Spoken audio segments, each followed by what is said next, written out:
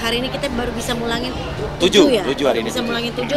Insya Allah bulan depan 3 bulan lagi bisa pelan-pelan 20, 30 insya Allah. Insya Allah. Beliau ini ke Malaysia dan masuk tahanan di penjara dari umur 20 tahunan. Dan sekarang umur 63. Artinya 43 tahun dalam penjara. Tim ini akan mengolah seluruh datanya untuk kita cari alamatnya dan kita hantarkan sampai rumah. Mudah-mudahan target kita dia berlebaran sama keluarganya. Dari situ kita biayain semua ke sini tiketnya, dan dari sini kita biayain ke kampung halaman. Sampai kampung halaman kita beli tiket pesawatnya, terus kita kasih uang saku, dan untuk ada beberapa orang yang kita yang nganter. Kita pikir udah paling kejam, ternyata yang lain belakangnya jauh lebih kejam lagi. Ada yang 20 tahun selama di sana nggak digaji. Mudah-mudahan ini jadi pemicu buat negara lebih punya aksi lagi untuk mengatur ini semua.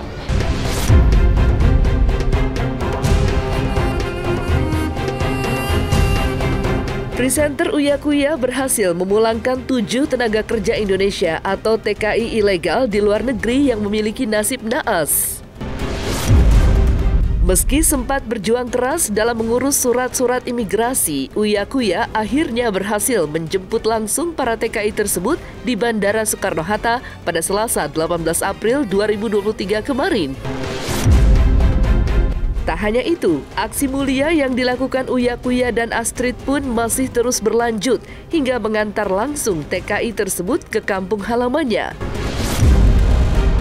Di lain sisi, aksi sosial yang tengah dilakukan oleh Uya Kuya dan Astrid tersebut nyatanya harus menyita waktu lebarannya tahun ini. Namun meski begitu, mereka mengaku rela mengorbankan itu semua. Lantas, seperti apa potret kebahagiaan para TKI usai berhasil pulang ke tanah air? Dan apa proses selanjutnya yang akan Uya Kuya dan Astrid upayakan untuk membantu para TKI lainnya yang masih terjebak di negeri jiran tersebut? Saksikan selengkapnya hanya di Cumicam In-Depth berikut ini. Hai Cumi Lovers, bersama Cumicam In-Depth kami sajikan kabar lengkap, mendalam, dan akurat dari narasumber terpercaya.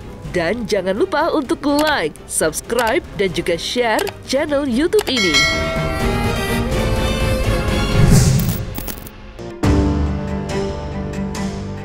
Aksi mulia yang tengah dilakukan oleh Uya Kuya dan Astrid sangat patut diacungi jempol. Pasalnya, jelang Idul Fitri 2023, pasangan selebritis tersebut rela mengorbankan momentum lebarannya demi bisa memulangkan para tenaga kerja Indonesia atau TKI yang terlantar di Malaysia.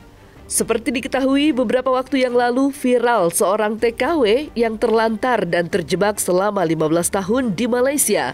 Tak hanya itu, bahkan ada seorang pria berusia 63 tahun yang mengaku ditahan selama hampir 40 tahun. Ia tentu hampir seluruh hidupnya telah ia habiskan di penjara Malaysia. Namun, pada Selasa 18 April 2023 kemarin, Uya Kuya akhirnya berhasil menjemput 7 TKI di Terminal 2E Bandara Soekarno-Hatta, Tangerang. Suami Astrid tersebut berharap agar dalam beberapa waktu ke depan dirinya dapat segera mengurus kepulangan TKI lainnya yang masih terjebak di negeri jiran tersebut. Lantas seperti apa potret haru yang dirasakan Uya Kuya dan Astrid saat melihat para TKI itu dijemput oleh keluarganya? Dan seperti apa pula curhatan hingga harapan mereka atas terjadinya peristiwa memprihatinkan tersebut?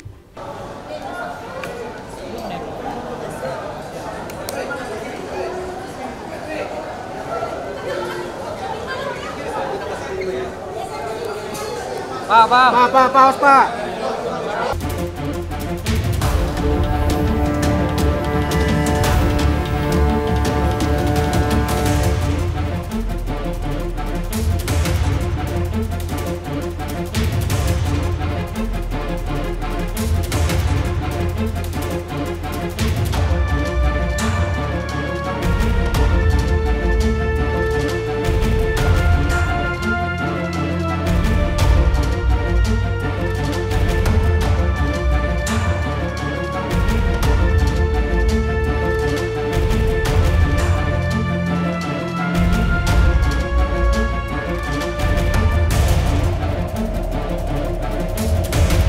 dia sekarang lupa, dia nggak tahu, bukan lupa dalam artian tapi dia sudah nggak tahu di mana tempat keluarga dan sebagainya, karena dia waktu dia ditangkap umur 20 tahun, kita bisa bayangkan umur 20 tahun kita semua yang ada di sini, sekarang dia umur 63 tahun. Nah, kita berusaha nanti tim ini akan berusaha nyari, dia nggak tahu informasinya. Di mana rumahnya? Handphone dia nggak tahu, keluarga dia nggak tahu, di mana dia sudah lupa. Nah, sehingga kami berusaha juga akan mengejar dan kita akan mengantarkan Pak Jamil ini sampai ketemu. Sampai ketemu. Hanya bermodalkan dia masih ingat bahwa dia adalah orang NTB. Ya, Nusa Tenggara Barat. Bermodalkan itu, tim ini akan mengolah seluruh datanya untuk kita cari alamatnya dan kita antarkan sampai rumah. Mudah-mudahan target kita dia berlebaran sama keluarganya. Jadi Ibu ini 15 tahun ya di Malaysia, Bu ya? Iya. 15 tahun di Malaysia, dia ditemukan terlunta-lunta, terlantar di pinggir jalan oleh seorang orang baik. Tinggalnya di bawah jembatan. Ibu kenapa dulu mesti akhirnya terlantar di pinggir jalan, Bu? Sebab itu rumah tak ada bayar, diusir terus, terpaksa kita tidur bawah jembatan. Lepas itu siang-siang kita cari kerjaan, cuma diserempet motor jatuh ke longkang. Dan Ibu waktu itu nggak digaji waktu sebelum itu? Waktu sebelum keluar dari rumah itu? Itu sebelum sewa itu sudah cuma lambat 1 bulan. 1 bulan. Ibu Iya. akhirnya di pinggir jalan. Iya. Akhirnya yang nyelamatin siapa, Bu? Orang Malaysia. Yang menyelamatin orang Malaysia? Itu polisi itu pakai preman. Polisi pakai preman. Iya. Akhirnya Ibu dibawa ke shelter. Nah, Dan akhirnya ketemu saya kemarin, ketemu tim gercep kita di situ. Dan Ibu ini yang kemarin saya ceritain, dia tidak tahu alamat pastinya. Ibu cuma tahu tinggal di desa mana, Bu? itu Bedian. Bondowoso bagian Bedian pondok pesantren. Tapi nggak tahu di mana alamatnya. Jadi dijanjikan gaji 11 juta, ternyata tidak benar, malah potongan-potongan lebih gede dan akhirnya tidak bawa apa-apa ke sini. Jadi tidak ada hasilnya. Ini masih mending, masih ada pernah dibayar. Yang lain banyak yang sama sekali nggak terima gaji. Dan sekarang yang penting alhamdulillah udah pulang sini, udah bisa berkumpul sama suami, sama ibu, sama mertua juga, ya. Selamat datang lagi di Indonesia, bisa berlebaran di sini, Bu ya. Terima kasih, Om. Sama-sama, Ibu. Hari ini kita baru bisa mulangin 7 ya? hari ini. Bisa 7. mulangin 7. Insya Allah bulan depan 3 bulan lagi bisa pelan-pelan 20, 30 Iya. insya Allah. Insya Allah. Dari situ kita biayain semua ke sini tiketnya, dan dari sini kita biayain ke kampung halaman. Sampai kampung halaman kita beli tiket pesawatnya, terus kita kasih uang saku, dan untuk ada beberapa orang yang kita yang nganter. Karena untuk orang yang kayak ibu tadi kan nggak bisa ngelihat. Nggak bisa Yang ibu ngelihat. yang tadi itu yang ditemukan terlantar di pinggir jalan itu matanya satu udah nggak bisa lihat, satu udah buram banget. Sampai di shelter aja dia udah dimandiin, dimandiin. Dan itu akan kita antar berdua langsung besok ke Bondowoso, besok pagi berangkat. Mudah-mudahan ini jadi pemicu buat negara lebih punya aksi lagi untuk mengatur ini semua. Karena sekarang rata-rata tenaga kerja yang bermasalah itu tenaga kerja yang masuk dengan jalur tidak resmi atau ilegal, lewat calo-calo yang menamakan dirinya agen, agent, tapi betul calo. Sampai sana ada yang dibuang di tengah jalan loh, ada yang ditelantarin, ditaruh Ada yang diambil semuanya. dan rata-rata mereka nggak digaji karena mereka nggak punya kontrak kerja. Semua yang dilakukan Uya Kuya dan Astrid rupanya bermula saat mereka kerap mendengar curhatan dari para tenaga kerja Indonesia atau TKI yang mendapatkan perlakuan yang kurang menyenangkan saat mereka bekerja di Malaysia lewat media sosial milik pribadinya. Ya, Uya Kuya mengklaim dari para pengikutnya di media sosial, 30% merupakan para TKI. Hampir semua dari mereka meminta untuk segera diselamatkan karena sudah tak tahan diperlakukan dengan sangat keji. Kendati demikian, hal itu yang membuat dirinya bersama relawan unit gerak cepat atau Gercep 12 tergerak untuk membantu memberikan advokasi dan memulangkan TKI dari Malaysia.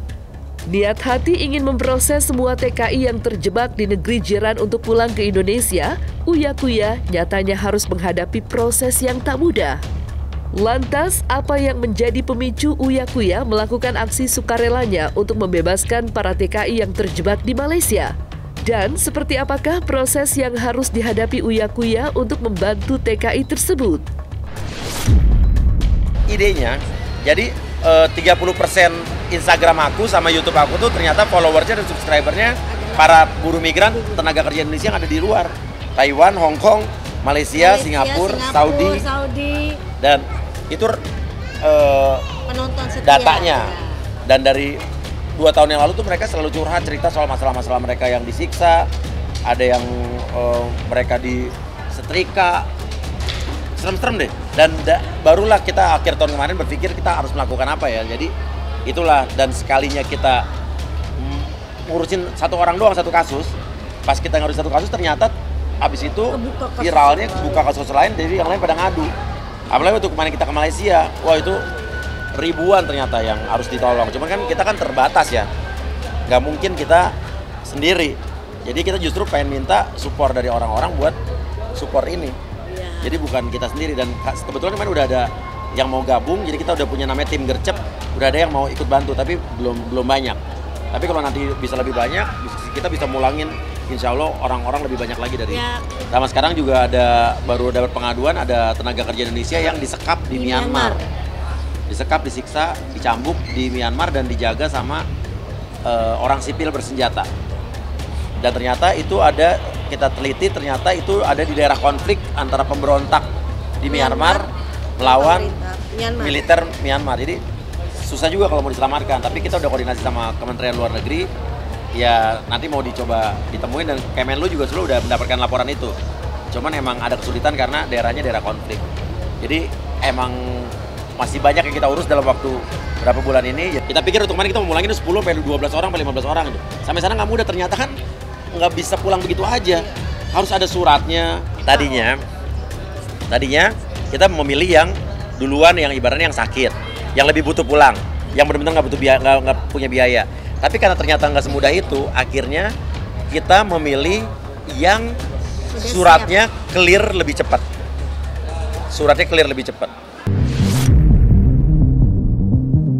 Terlepas dari itu semua, aksi sosialnya itu harus menyita waktu lebarannya tahun ini. Pasalnya, hingga beberapa waktu ke depan, Uya, Kuya, dan Astrid masih harus mengurus surat-surat untuk kepulangan para TKI yang terjebak. Di samping itu, tahun ini pun menjadi tahun pertama bagi Uya, Kuya, dan Astrid menjalani lebaran tanpa Cinta Kuya, putrinya. Ya, seperti diketahui, Cinta kini tengah menjalani studi di Amerika. Lantas, seperti apa persiapan lebaran Uya, Kuya, dan Astrid tahun ini? Dan bagaimana pula curhat mereka yang harus terpisah untuk pertama kalinya dengan Cinta di momen lebaran kali ini?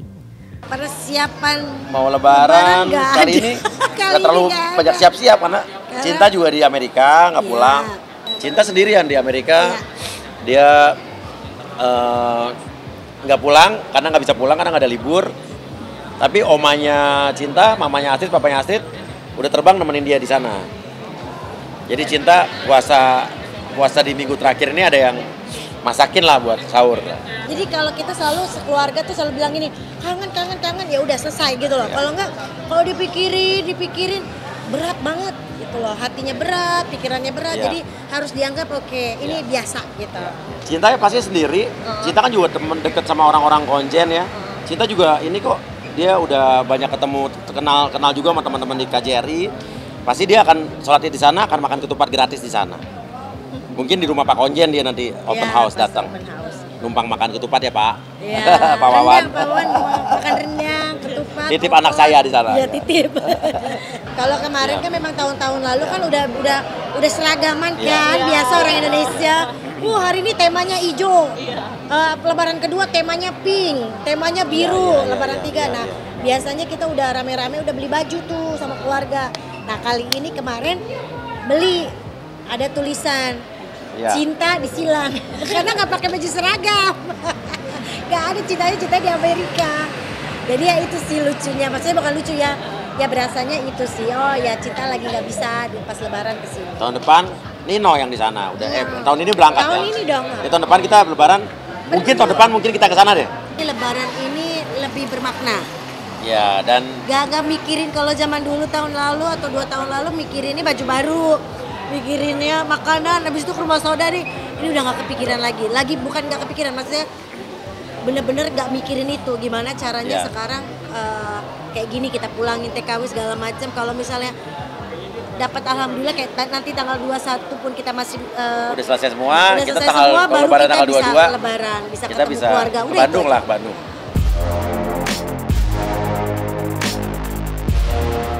Selesai sudah Cumi Lovers bersama Cumi Camp In-Depth, kabar lengkap, mendalam, dan akurat dari narasumber terpercaya.